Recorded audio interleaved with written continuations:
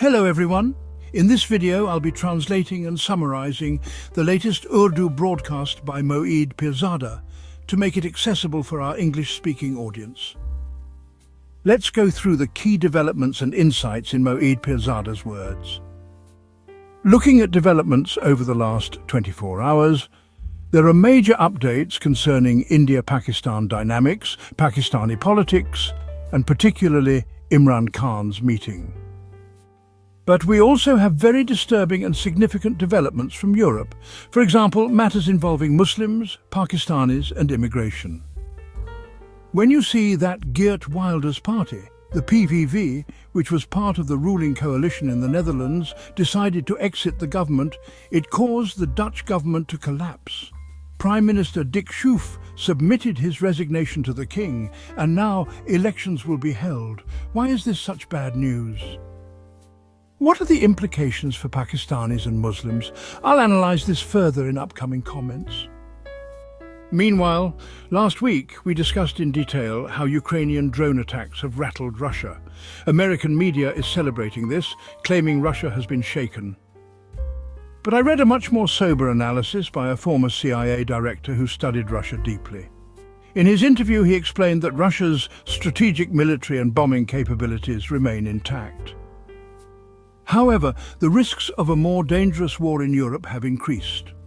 Russia's updated nuclear doctrine states that if its strategic assets are attacked, it reserves the right to respond with nuclear strikes, not just against the attacker but also their supporters, in this case, European countries. This doesn't mean Russia is about to launch a nuclear war on Europe, but the threat level has definitely risen. I'd like to do a dedicated segment on this if I get the time.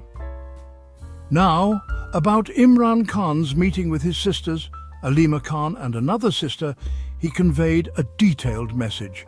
I'll also share an analysis and fact-based perspective on what this tells us about the current situation in Pakistan. But first, let me remind you, if you haven't yet joined this channel, do so. Turn on the bell notifications, open all notifications on YouTube.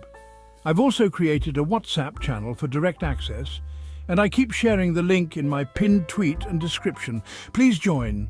It helps us spread this message. However, I've received complaints from people saying they're unable to join.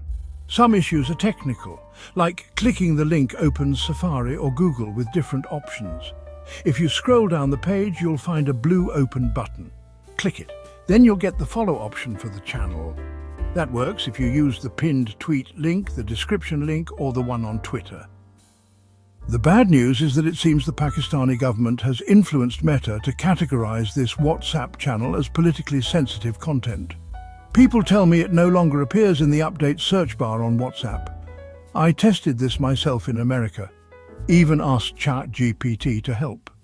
After checking globally, it told me the channel is no longer searchable, and Meta likely marked it as politically sensitive. Now imagine, where would such a complaint to Meta have come from? Obviously, I will lodge a complaint with Meta. That's a separate battle. But this tells you something about how desperate Pakistan's ruling elite is. I use the term ruling elite deliberately. I'll explain its significance soon. Someone tweeted saying, Moeed is no longer relevant. Honestly, I wish I were less relevant. So maybe they'd stop blocking my WhatsApp and YouTube channels. I've heard there's a whole team working full-time to find ways to censor or silence me. The desperation is such that I even got an email from Twitter saying Pakistan's PTA, the telecommunications authority, filed a complaint that one of my tweets violated Pakistani law. This intrigued me. In 3 years, I've rarely received such notices. I'm usually very cautious with my language. The tweet in question was from early January 2025. It contained a short clip of Hillary Clinton being interviewed, where she was asked about the deep state that Trump often mentions. Hillary said the deep state is like in Pakistan, where the military and intelligence control the country and elected governments have no real power. I added commentary saying Hillary was wrong. The term deep state originated in Turkey in the 1970s. After Erdogan's AK party rose to power, Turkey's deep state weakened. I said a similar weakening is happening in Pakistan and that the brutal actions taken recently, like the November Islamabad massacre, show how desperate the authorities are. Their grip is slipping. Eventually, the deep state in Pakistan will collapse too. Now tell me, is there anything in this tweet that violates any law? This just shows how fragile and paranoid the system is. Anyway, let's move on to Awami Khan's press talks. She gave two detailed ones. You'll find clips on PTI's YouTube channel. Key points include the Faryal election. Imran Khan says Chief Election Commissioner Sikandar Sultan Raja detained him for 3 weeks and restricted his meetings, just as the 26th constitutional amendment was being prepared in October 2024. Imran claims Raja was supposed to retire, but no replacement could be agreed upon. Because the replacement process requires government opposition consensus, which they feared wouldn't happen, Raja was retained. Awami explains that these circumstances led Imran Khan to believe that protest is the only option left. A reporter asked if Imran wants the title Patron-in-Chief. Awami laughed and said he can't legally be chairman anymore, so they call him founding chairman or leader. He's guiding the movement and protests from jail. She said Imran nominated Salman Akram Raja and Omar Ayub to implement the movement. This likely means they'll now be targeted, arrested, or denied access to Imran for months, cutting off communication. Salman Akram Raja gave a strong press talk, saying what happened in Sahiwal is part of a continuous strategy of oppression. Elections are the only link between the people and the state. Breaking this link is dangerous. Awami also addressed accusations that Imran Khan is inflexible. She said the regime has made 3 key demands of him: accept the 26th Amendment, acknowledge the government formed after the rigged February 8, 2024 elections, and take responsibility for the May 9th incidents. She said no evidence has been provided for May 9th allegations. They claim footage from disturbed areas is missing. How convenient. Imran, according to her, insists his struggle is not for himself but for the rule of law and Pakistan's people. A reporter asked why no foreign pressure is seen for Imran like it was for Nawaz Sharif. Awami said the American physicians delegation that visited was just a PR stunt to calm the Pakistani-American community. She responded to Tanveer's claim that she blessed his meeting with Imran. She clarified that the court had allowed around 70 people to meet Imran, and Tanveer was one of them, likely at someone's behest. His meeting happened while they, the family, were not allowed to see him. Then the discussion moved to comparisons being made between PTI and banned organizations like TLP. Meanwhile, PM Shahbaz Sharif is holding meetings with tribal elders in Quetta and Peshawar, promising funds and forming committees to examine KP's issues. This means the federal government is co-opting KP Chief Minister Gandapur and tribal notables. It's an attempt to create a pseudo-democratic structure, elite-to-elite engagement rather than mass representation. True democracy exists in only 30 to 35 countries. Elsewhere, even without elections, elite networks maintain representation and control, like in China, where the CCP runs everything without elections but still has internal representation mechanisms. In Pakistan, a similar structure is gradually being built. Lastly, a heartbreaking story. A TikTok teen girl named Sana Yusuf was murdered in Islamabad. The suspect, a 32-year-old man from Faisalabad, was arrested. He allegedly stalked her obsessively after being rejected. Police recovered her phone and found threatening messages. Pakistan has over 54 million TikTok users, 2.88% of global users. Yet the murder rate of TikTokers here is alarming. A simple Google search shows the disturbing number of TikTok-related killings in recent years. This raises serious concerns, and authorities must offer safety guidelines, especially for young women active on social media. Now, next story is both a very interesting and painful piece of news for Pakistan's Senate. The Senate Committee of Pakistan was briefed by the Director General, DG of Passports, in the past 24 hours, and the details have been published in Pakistani newspapers. The DG of Passports informed the Senate committee that over the past 2 years, 1,335,000 Pakistanis have filed asylum applications in countries within the European Union and the United States. 10,000 of those in the US and 1,225,000 in Europe. 52,000 Pakistanis have been deported from various countries. Among these, 34,000 were deported by Iran alone and 5,000 by Saudi Arabia. Other countries have also deported Pakistani nationals.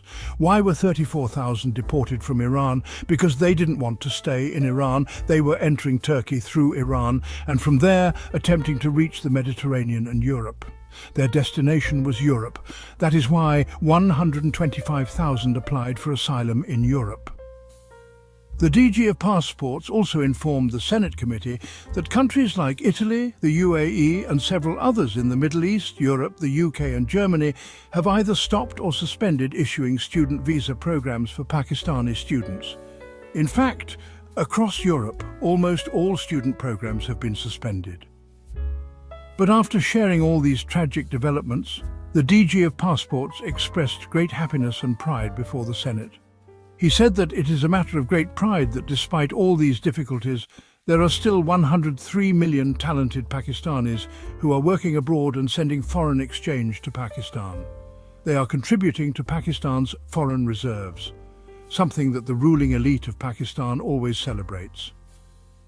As I said earlier, I am deliberately using the term ruling elite. Whenever the foreign exchange reserves increase, they beat the drums of success, celebrating it. But these reserves increase because the situation in Pakistan has become so dire that a large number of people are compelled to go abroad to work. These poor souls who send remittances back to Pakistan are not necessarily working in the US, Canada, Australia, New Zealand or the UK. They are toiling in countries where working conditions are extremely harsh, where there is oppression and exploitation, where life is miserable. They live very difficult lives, sacrificing their own basic needs to send money back to their wives, children, parents and siblings. And yet the DG of Passports expresses happiness in the Senate, and no one there seemed to feel any shame. This is a brutal, heartless reality of Pakistan's ruling elite. The ruling elite is not just the army. That's a separate tragedy. The success of this ruling elite lies in the fact that they have maneuvered things in such a way that the people of Pakistan, even the army, have become pawns. The people criticize the army as an entity, but the actual ruling elite are only a few top officers. In many countries of the Middle East, Central Asia and Africa, the ruling elite is not military. The military is under their control. Until a few years ago, the military in Pakistan was not fully captured by this ruling elite. It had its own independent identity. That's why people are still confused, thinking the military is behind everything. But now, the ruling elite has captured the military. In political science, this is called elite capture. By the time people understand this, who knows what else will have happened? So what the Director General of Passports shared about immigration, deportations and asylum seekers must be seen in the wider context. Now, take the case of Geert Wilders in the Netherlands. He withdrew his party's support from the government, causing Prime Minister Mark Rutte's government to fall. Now there's an interim government in the Netherlands, with elections scheduled in October. Geert Wilders gave the excuse that his immigration and border control demands were not fully implemented, demands that are driven by Islamophobia and intense hatred for Muslims. He wanted strict border closures and forced deportations of all detained immigrants. Since other parties didn't fully implement his proposals, he withdrew support. Critics say his reasoning is nonsense. Whatever proposals could have been implemented under EU law were implemented. His party, the PVV, did not present additional actionable proposals. His real reason for leaving the government, critics argue, is political strategy. He sees Trump's administration in the US taking a hardline anti-immigrant stance and wants to ride that wave, pushing Dutch and European politics further to the right and against immigration. That is the core of his agenda. Now, I will increasingly focus on immigration issues in Europe, especially concerning Muslims and Pakistanis. I plan to engage with experts, present statistics, and examine how we can have a positive impact on this discourse, not through jihad, but through ideas and reasoned debate. We need to work toward disentangling the intense hatred surrounding immigration and explore what Muslims or Pakistanis can do to defend themselves and their rights. That will be my focus in upcoming videos and analytical programs. As for the CIA, as I mentioned earlier, they're still celebrating in American and British media. But CIA analysts believe that Ukraine's audacious attack, with European support, has created a dangerous situation. Russia's strategic fighting capability remains intact. The destruction of some bombers doesn't matter significantly. Russia's military capacity is still very high. However, what's critical is that the nuclear threshold has been breached. Russia's doctrine states that any attack on its strategic assets could provoke a nuclear response. That's a serious development. What happens next? That's a discussion for another time. That wraps up our translation of Moeed Pirzada's video. I hope this English version helped you understand his message better. Please like, share and subscribe to Awami Lens to help our community grow. Don't forget to leave a comment below and let me know what you thought of this effort.